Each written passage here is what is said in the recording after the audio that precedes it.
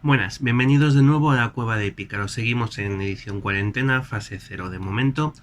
Y vamos a hablar hoy vamos a continuar hablando de Ana Bolena, de Enrique VIII, Catalina de Aragón y la dinastía Tudor o Gandhiasher.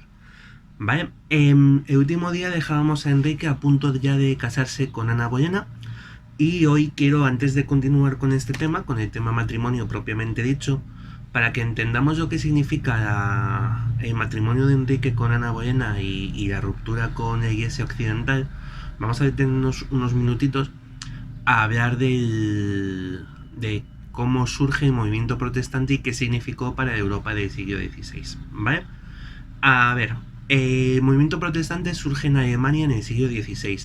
Alemania ya había sido un caldo de cultivo de diversos enfrentamientos durante siglos atrás entre el papado y el imperio, ¿vale? En el siglo XI, siglo XII creo, luego lo corrijo si no, hubo un enfrentamiento bastante gordo, llamado la querella de las investiduras, entre el papado y el imperio, ¿vale? Entre Gregorio VIII y Enrique II. De emperador Enrique II. ¿Vale? ¿Cuál era el motivo? El nombramiento de los obispos. Hoy en día, según entendemos la Iglesia, nos cuesta un poco adaptarnos o pensar en este tipo de conflictos eclesiásticos, ¿vale? Porque hoy en día la Iglesia como tal no tiene un poder de facto, más allá de dinero y demás y de toda la gente que se escuche, pero en la Edad Media sí que, aparte de tener un poder de auctoritas, es decir, ellos marcaban una línea moral, ellos hablaban y ellos podían aceptar o no aceptar, dar permiso a matrimonios, no darlos, etc. Aparte de tener un poder de auctoritas, un poder moral, tenía un poder fáctico, ¿vale? Y es que la Iglesia y sus representantes en la tierra, tanto el Papa como los obispos, ¿vale? Y ese poder fáctico lo vemos en que, por ejemplo, eran los señores de Roma y de la mitad de Italia prácticamente, el Papa, y muchos obispos eran titulares de ciudades como podía ser el duque de no sé cuántos o el conde de Patatines. Pues hay obispos, hay ciudades que estaban dominadas, que sus títulos eran eclesiásticos, ¿vale? Y además en Alemania había varias. ¿Ves? Hay ciudades donde el obispo era el señor de la ciudad, ¿vale? Entonces quien tuviera ese obispado dominaba esa ciudad. ¿Qué ocurrió? Que en los tiempos de la querella de las investiduras surgió un problema, y es que tanto Gregorio VII como Enrique II se arrogaban, querían tener ellos el derecho de la elección de los obispos. El Papa decía que en el mundo, que puesto que era cabeza de la fe y dominaba la Iglesia, él elegía a todos los obispos del universo universal, y el emperador decía que estupendo, que a ella parecía muy bien que el Papa fuera cabeza de la Iglesia, pero que dentro de su territorio mandaba él y él iba a elegir a los obispos. Esto llevó a años de conflicto, ¿vale? Y cuando hablamos de conflicto, no solo de conflicto de embajadores, legados, discusiones, bulas, anatemas, no solo burocrático, ¿vale? Hablamos de hostias, de batallas, de enfrentamientos, de Papa excomulgó al emperador, el emperador tuvo que pedir perdón de rodillas en Canosa, al emperador no se le olvidó esto, en cuanto pudo nombró un antipapa, bueno, una fiesta, ¿vale? Finalmente en el siglo XII se mantuvo la hipótesis papal, ¿vale? Fue el Papa el que salió más o menos adelante, victorioso de alguna manera de esta querella de las investiduras, ¿vale? Pero Alemania, como digo, se había convertido ya en un centro de conflicto entre unos y otros. De hecho, de aquí saldría el nombre que se llama más adelante de esta querella de las investiduras. Hablaríamos de güelfos y gibeínos. Los güelfos por la familia Welf, que apoyaba al Papa, y los gibeínos, los partidarios de los emperadores, de los Hohenstaufen, normalmente, que serían quienes tendrían estos conflictos con con la iglesia. Vale, y estos apelativos de güelfos y gibelinos durarían hasta mucho más tarde, ¿eh? Todavía en la Florencia del siglo XV escuchamos hablar de güelfos y de gibelinos.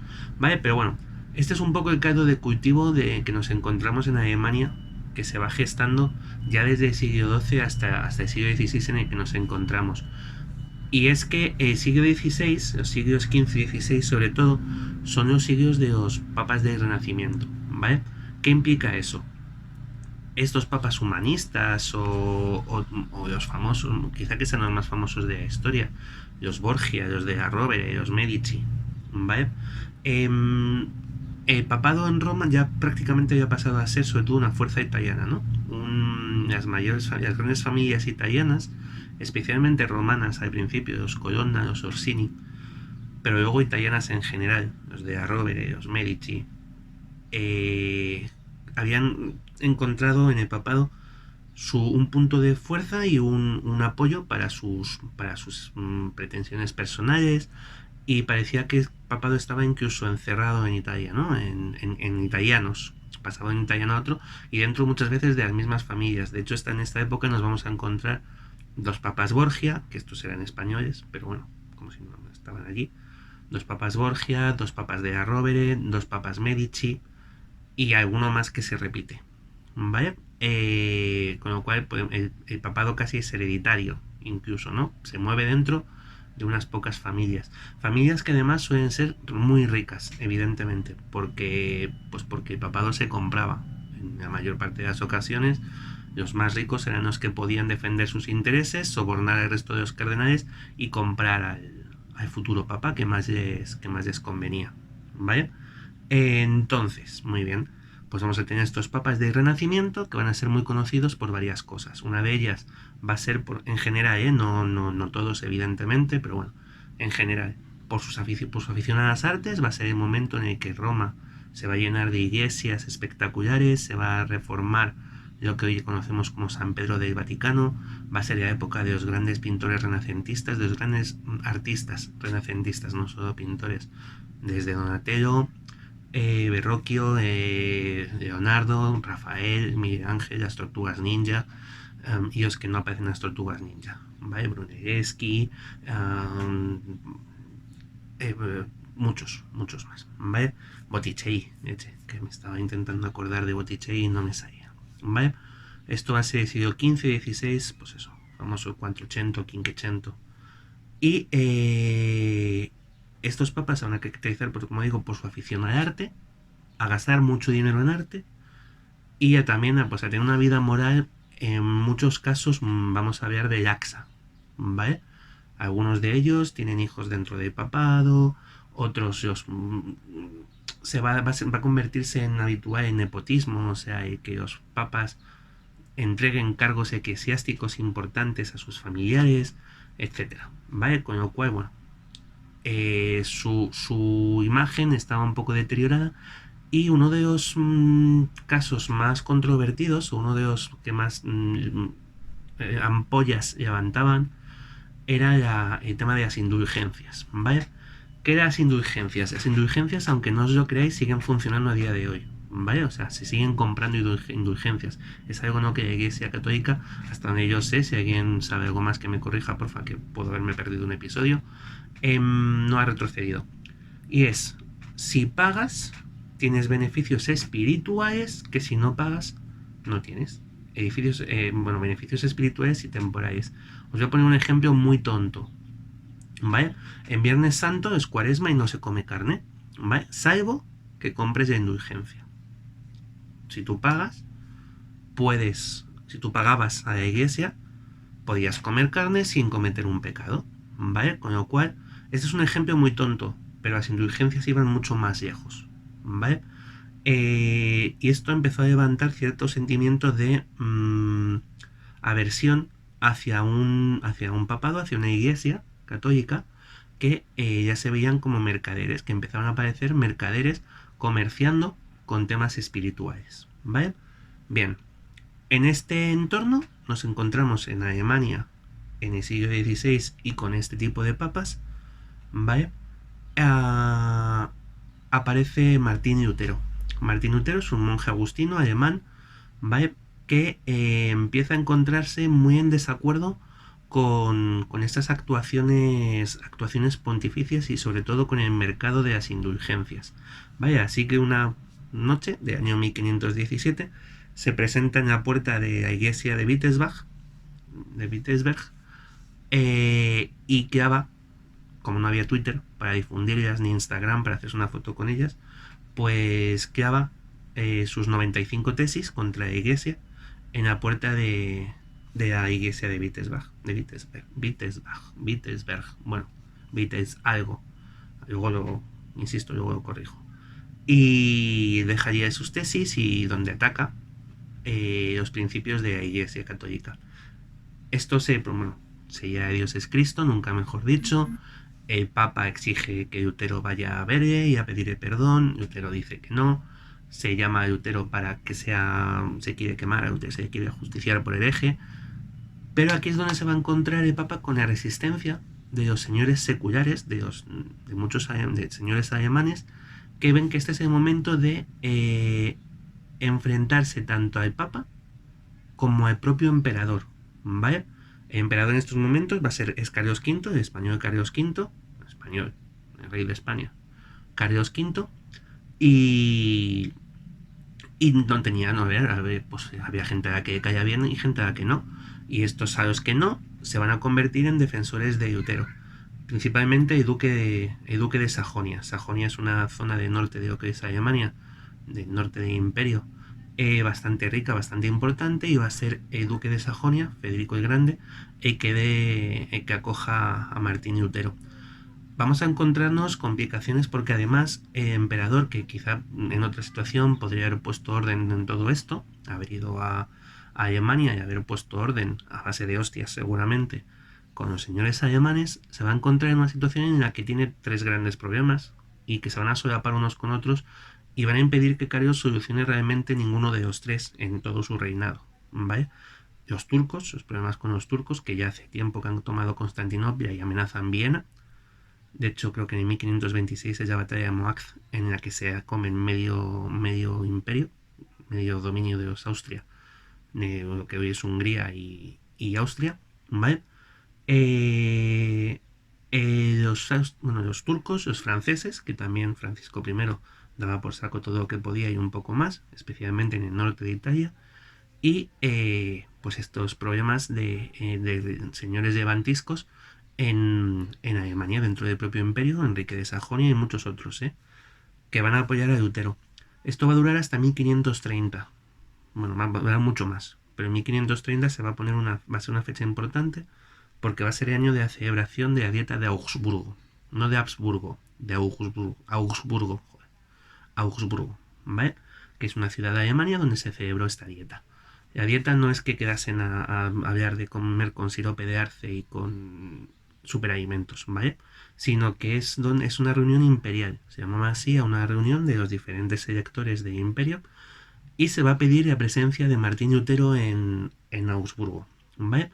Martín Lutero va a decir que flautas y con la protección del duque de Sajonia se va a quedar escondidito, ¿vale?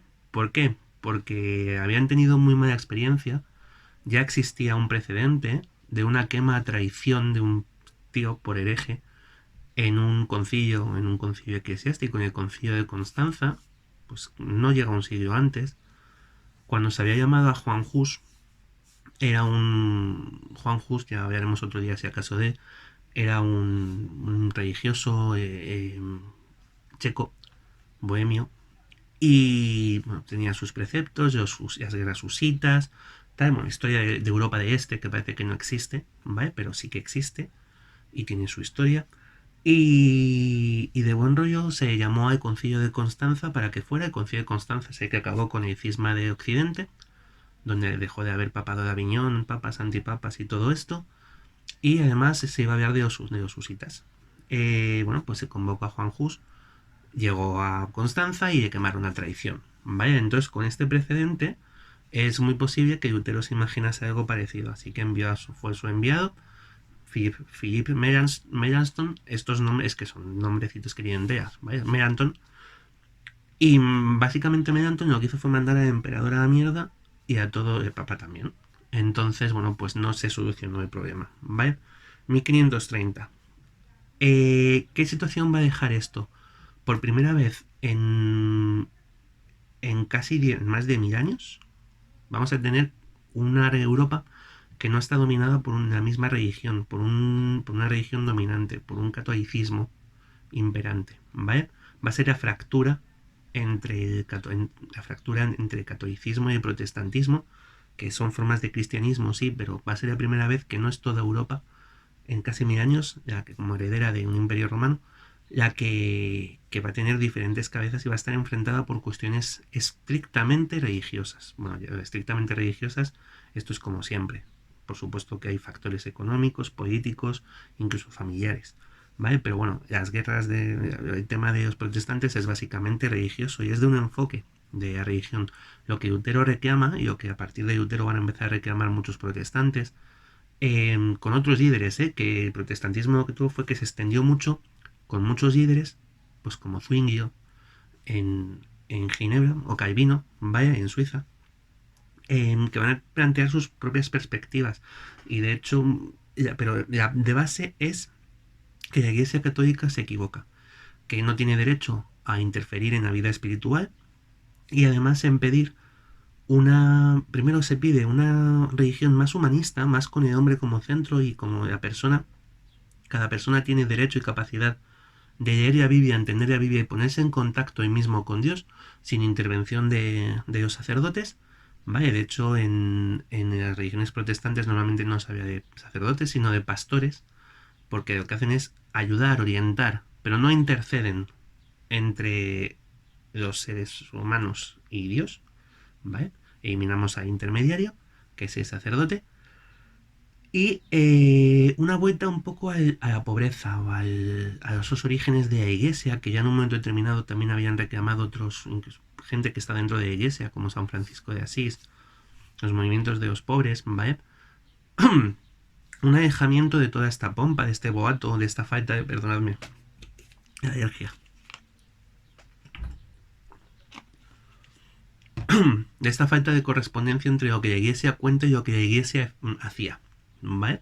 Entonces, bueno, esto es lo que van a reclamar en general. Ya os digo que va a haber muchas ramas dentro del protestantismo. Protestantes serán los hugonotes franceses, protestantes serán los puritanos ingleses, que terminarán marchándose a América y fundando ciudades como Boston y haciendo los juicios de Salem, ¿vale?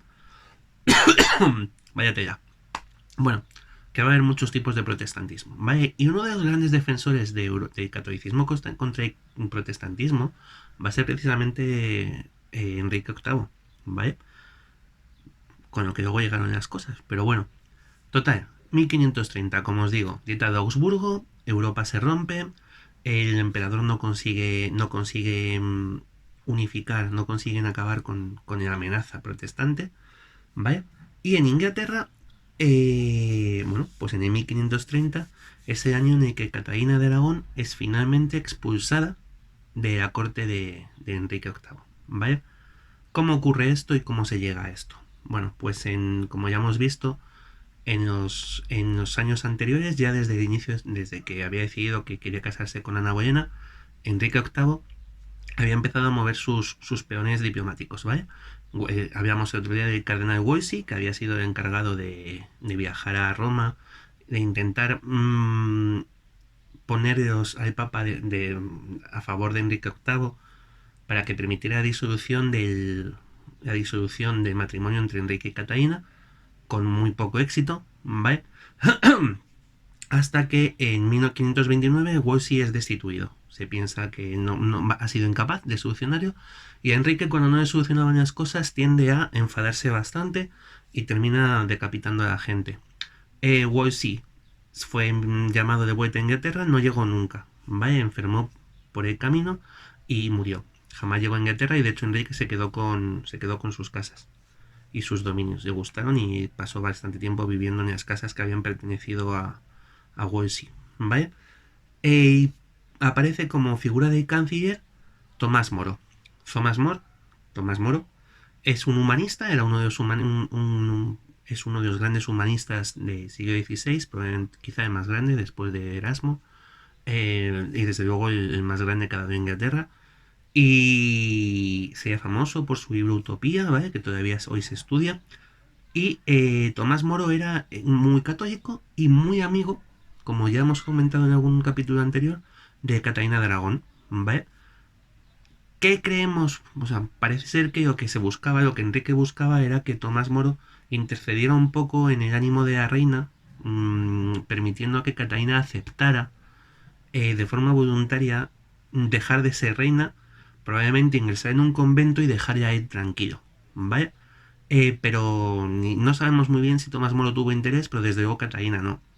Y de hecho, se la convocó a una reunión delante de todo el Parlamento de Inglaterra y demás, y ella hizo una defensa que sigue estando en la historia, en los anales de la historia, y como dijo, yo, mira, es que soy la reina, por derecho divino, es que además no quiero yo ser reina, me lo manda Dios. Es Dios el que ha decidido que yo sea reina y yo no soy nadie para interferir en esto, ¿vale? Así que en 1530 le dijeron, mira, señora, márchese de palacio, ya desterraron al palacio de Kimbolton y allí pasaría el resto de sus días, ¿vale? Ya hablaremos de ella más adelante, porque todavía queda un poco de vida, pero bueno, Catalina ya no volvería a ser la reina de Inglaterra, porque bueno, en 1500 esto se siguió trabajando, se siguió luchando desde 1530 hasta 1533. ¿Vale? Y en enero de 1533 finalmente Enrique da un paso adelante y se casa con Ana Bolena. ¿Cómo lo hace? A través de un sacerdote de su confianza. ¿De su confianza propia? Bueno, sobre todo de la confianza de Ana Bolena. Y es que Ana Bolena va a ser muy hábil al colocar en posiciones de poder a su alrededor a gente de su confianza. Uno de ellos, Thomas Cranmer, fue nombrado arzobispo de Canterbury y será quien disuelva, quien dé por disuelto el matrimonio entre Enrique y Catalina de Aragón, contraviniendo las órdenes de la propia Iglesia Católica, que esto va a ser importante, porque, bueno, por lo que vamos a ver ahora mismo en unos minutos. ¿Vale? Thomas Cranmer va a ser quien disuelva el matrimonio y quien case a, a Enrique con Ana Bolena. ¿Vale? Esto es enero de 1533. En septiembre, Ana Bolena da a luz a su primera hija y única hija, ¿vale? Isabel, la van a llamar Isabel, porque se llamaban así las dos madres, tanto la madre de Ana Bolena como la madre de Enrique, se llamaban Isabel, así que van a llamar a su hija Isabel Tudor. Y lo que hace esto es que como Isabel va a ser heredera del reino, heredera de Inglaterra, futura reina.